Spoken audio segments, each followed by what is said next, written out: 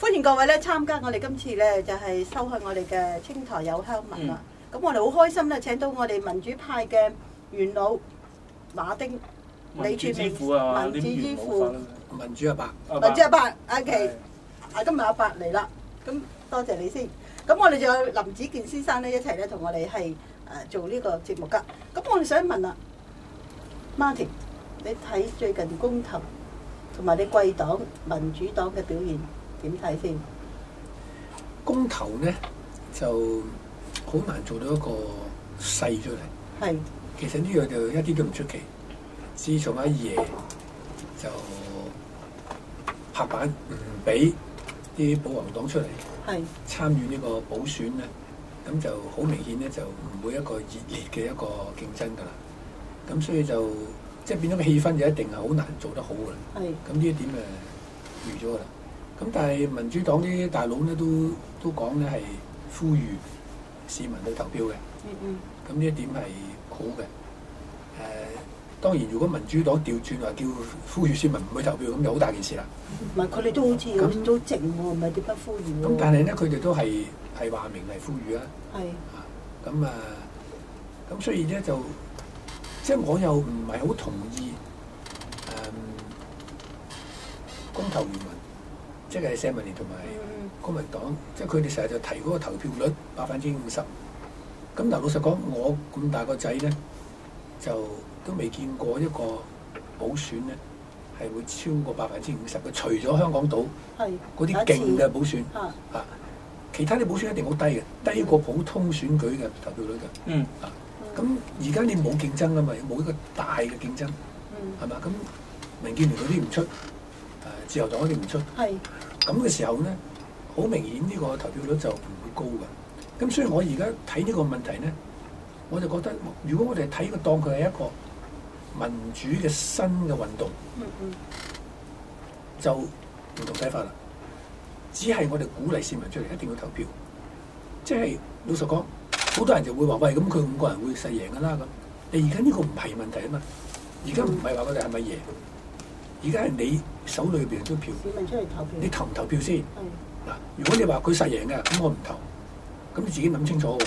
咁即係香港而家仲有投票權俾你行使嘅時候，而內地13億人民，我哋13億同胞係冇呢個投票權嘅。人哋唔知幾想投就冇得投，我哋就有得投，有呢個權投，而且投暗票嘅。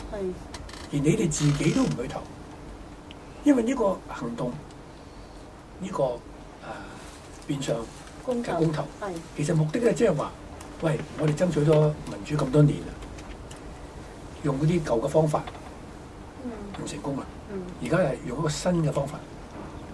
咁法律就係容許佢哋咁樣做嘅，佢哋自己咧亦係攞個位嚟搏嘅。老實講，佢哋要付出代價嘅，金錢沉重嘅代價，添，努力係咪喺度？如果係左派出嚟參選嘅時候，佢哋分分鐘會有人輸嘅，係咪？咁人哋付出晒代價啦，嚟打呢場仗啊！咁而家香港選民亦有呢個權，亦有呢個自由，去投手上嗰一票，係為自己同埋下一代，同埋13億同胞爭取民主。咁樣我哋都仲喺屋企唔去投票，點對得住自己同埋下一代同埋13億嘅同胞咧？所以如果大家咁樣睇呢，就唔理邊個贏或者實贏，呢個唔係一個重要問題，就係你有票唔投，你點樣過得自己嗰關？喂，但係 Martin 啊，呢個5區總辭咧，好多人咧就話唔成功咧，就歸根到底咧，就係民主黨唔去積極參與同埋支持喎。早期可以咁睇，但係你睇清楚喎。嗱，如果民主黨嗰陣時話我哋加入，咁即係民主黨加咗2個，譬如何俊仁、涂謹申，咁就社民連就1個啦，長高啦，好啦。咁跟住共產黨又拍板話唔俾出，咁結果一樣啊！你意思？結果唔相差太遠嘅啫喎。喂，但係唔係喎？開頭搞得好亂咧，就係覺得俾人嘅感覺咧，就係譬如你同阿華叔咧2個表態，即係相反嘅意見啦。咁俾咗人嘅感覺咧，好似民主黨已經分裂咗啦。咁啊，形象上咧就係有大黨都唔支持公投，嗰個對個形勢啊，尤其是社民連即係公民黨2個黨係冇一個大黨去 back up 嘅話咧，係個形勢上佢哋執輸咗啦。咁好多人市民咧就跟咗民主黨嘅取態，就唔去支持公投，話佢哋搞嘢。咁變咗係形勢上由第一步已經係對佢哋不利啦。但係我又唔覺得民主黨反對或者唔支持公投嘅理由就話佢哋搞嘢喎。因為我哋喺度辯論嘅時候咧，就好多人個講都係驚輸，即係冇呢個需要。就冇話佢哋搞嘢喎。係嘛？咁同埋咧，早期咧係我都好想民主黨參與，但係頭先我想講，但係而家去到而家，根本民建聯唔出，呢場仗就冇得打，即係冇一場大仗俾佢打。咁嗰時個氣氛就一定冇㗎啦。定係還是其實就變咗中國即係共產黨方面根本就係因為當民主黨唔參與，而傾向比較所謂我哋講開嗰啲比較匯點路線嘅時候，佢根本更加咁你民主黨應該變咗係好匯點路線啦。咁我即係根本上公社兩黨我咪唔理佢咯 ，isolate 咗個成件事咯。因為我連最大個黨派都唔支持，即係都叫做話，如果變得咁有得傾啦。哇！咁我梗係唔使理你噶啦，你自然市民就排斥你同排擠你噶啦嘛。咁所以咪亦都係影響件事咯，同另一個角度。影響件事嘅結果咯。但係你而家睇翻兩個組合行唔同路線，呢度好清楚㗎啦。係啊。咁但係問題就係佢哋係冇話互相排斥㗎喎。即係大家嘅目的都係希望盡快為香港爭取到民主。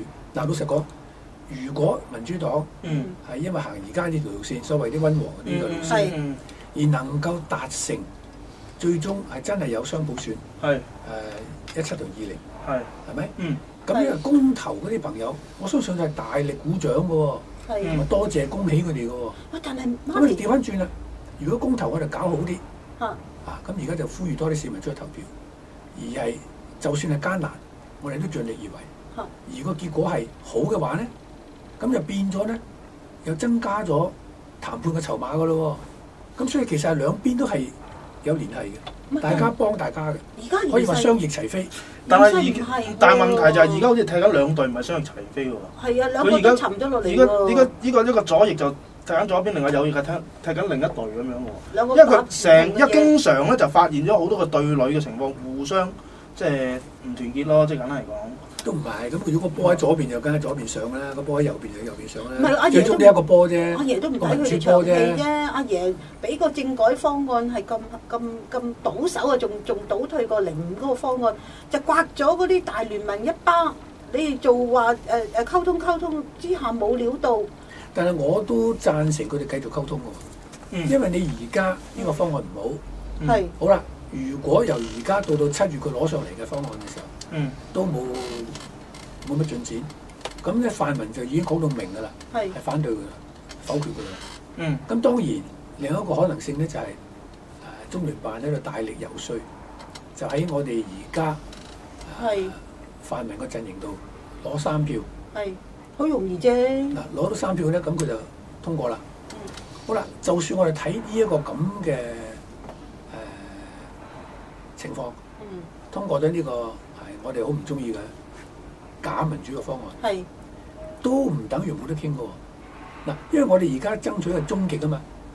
咁如果話好啦，呢度就2012就係咁啦，通過咗啦，咁唔等於唔可以繼續傾。好啦，咁2016係點咧？2017係點咧？2020係點咧？咁所以呢條溝通嘅路線咧，我係由頭到尾咧，我都唔會否定佢嘅。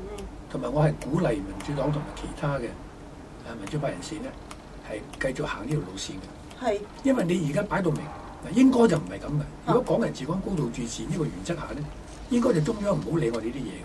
唔係，咁原本嘅基本法度咧都係3關啫嘛，係咪？附件1、附件2嗰度，但後來加咗2關啊嘛。咁你去到尾，其實就由頭到尾咧，幾多關都冇意思㗎。我最近都寫咗文章，其實咁多關咧，都係共產黨話晒事咁解啫。係啊，關關都有句事。佢如果佢反對咧，任何一關已經冇得玩㗎，已經打散你㗎啦。但係如果相反地佢同意咧，就5個關你都容易過㗎。咁5道門都開俾你嘅，因為佢開嘅啫嘛。係嘛？佢閂一道你已經冇得喐啦。係嘛？但係如果佢開晒5道門咧，咪直過咯。咁所以咁嘅情況下咧，我哋變咗咧冇法子範圍唔繼續同中央傾咯。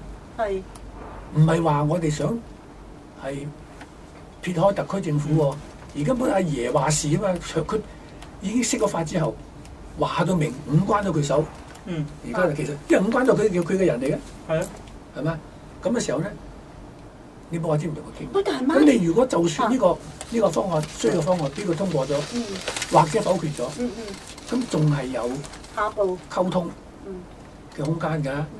你一日唔同阿爺傾掂，你就冇啦。咁點啊？但係你憑乜嘢同人傾啊？講嚟講去呢啲。你冇彈藥咯。你廿幾票，我當你全部當晒民主黨，當你全部23票都係民主黨都好，佢根本就唔 care 你嗰23票，你咪唔好過咯。嗱，咁你過又係咁，唔過又係咁。嗱，如果咁樣講咧，就我哋香港人做乜都冇用㗎啦。你我又調翻轉諗，我又唔係喎。譬如你話我覺得五區公投，全部高票數重返立法會，係，譬如就算去到50%啦，咁佢一樣唔同你傾，咁咪點咧？哦，咁唔係啊嘛，個問題就係你嗰個將個權力同埋嗰個話語權交翻俾人民啊嘛。